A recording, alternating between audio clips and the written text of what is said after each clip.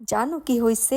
Recently এক ভদ্রমহিলা আমাকে কমেন্ট করছিল যে বাঙালিরা খাওয়া ছাড়া কিচ্ছু বোঝে না, বাঙালিরা খেতে খেতেই মরলো, বাঙালিদের জীবনে কোনো বৈচিত্র্য নাই, শুধু খাওয়া খাওয়া খাওয়া। টু বি অনেস্ট, কথাটা কিন্তু সম্পূর্ণ ভুল নয়, আংশিক সত্য আংশিক ভুল। আমরা খাদ্য রসিক, আমরা খেতে পছন্দ করি, আমরা এক বেলা খেতে খেতে পরের বেলা কি খাবো সেটা চিন্তা করি, সেটা প্ল্যান করি। আমরা ইনকাম করি খাওয়ার জন্য, আমরা বেঁচে আছি খাওয়ার জন্য, কে জানে হয়তো মরবো খাওয়ার জন্য। তার মানে এই নয় যে আমাদের জীবনে কোনো বৈচিত্র্য নেই, বরং এই খাওয়া দাওয়াটাকেই আমরা আমাদের জীবনের সব থেকে বড় বৈচিত্র্য করে নিয়েছি। কি আছে জীবনে আর খাওয়া ছাড়া? অন্তত পক্ষে আমার ক্ষেত্রে তো এই কথাটা ধ্রুব সত্য। I am a big foodie, আর আমার স্বাস্থ্য দেখলেই সেটা বোঝা যায়।